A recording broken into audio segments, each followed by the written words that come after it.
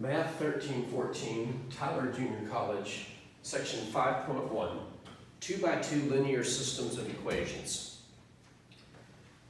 In this series of videos, we're going to learn what a system of equations is and how to solve a 2x2 linear system of equations.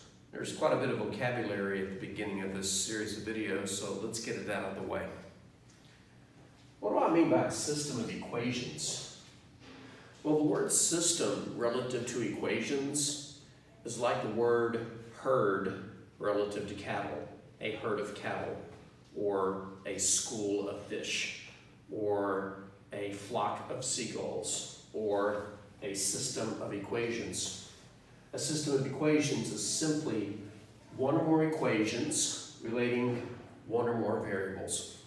So to put it loosely, it's some equations with some variables, but there's no limit to how many of either there are, how many equations or how many variables. We've seen systems of equations so far. We just didn't bother calling them systems because they only involved a single equation. For example, we've seen things like 2x plus 1 is equal to 17. That technically could be classified as a system of equations. It is one equation involving one variable. Or we can see something like this, y equals 5x minus 2. That is also one equation, but it involves two variables. We've seen different calibers of equations, such as y equals x squared minus 5. Still one equation, still one variable, but there's a key difference between, two variables, but there's a key difference between this equation and the other two. Now an example of one we haven't seen so far is something like this. Y equals 2x plus 3 coupled with the equation y equals negative x plus 6. Often when you see a system of equations involving more than one equation, there will be a brace in front grouping it together saying that I am one object made up of two equations. How do we describe these things?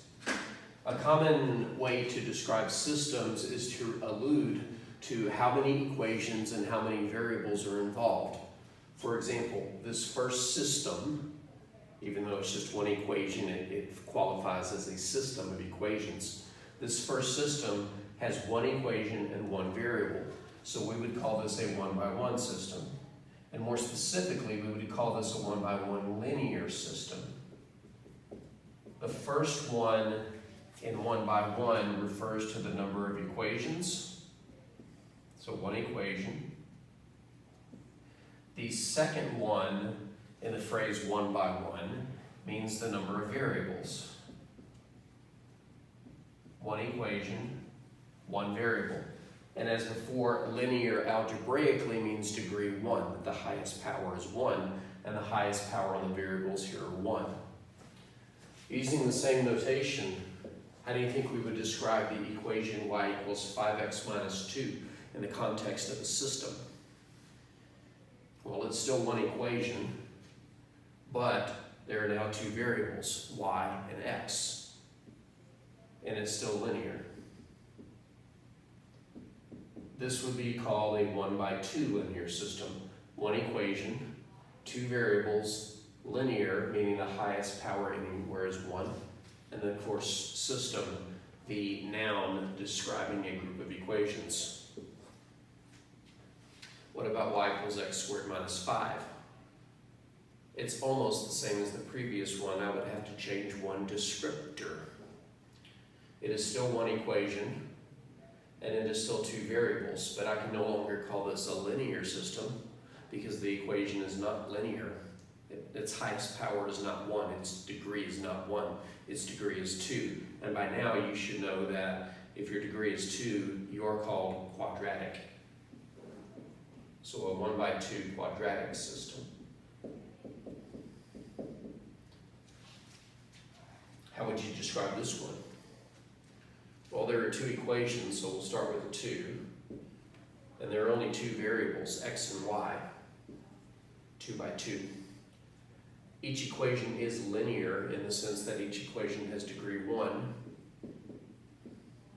So this would be a 2 by 2 linear system. And these are the systems that we'll be focusing on in this series of videos. Before we wrap up this video with discussing terminology, I want to quickly point out that what you do with a system depends upon how many equations and how many variables.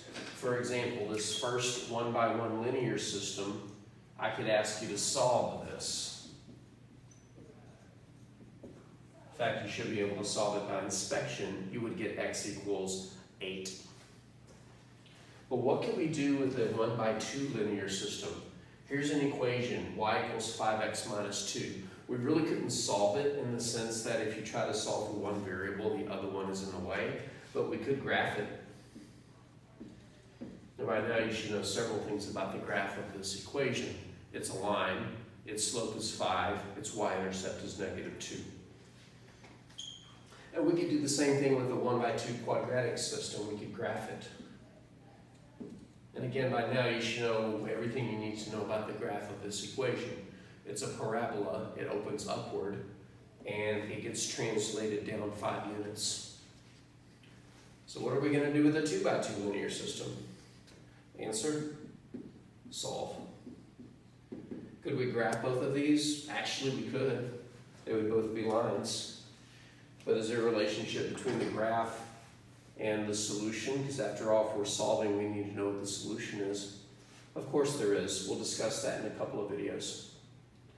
So get really familiar with the notation behind systems of equations, especially in describing their size in terms of number of equations and number of variables. The adjectives linear and quadratic, they're important, but by now you should know what both of those words mean. Just focus on what 1 by 1 means, what 1 by 2 means, and what 2 by 2 means.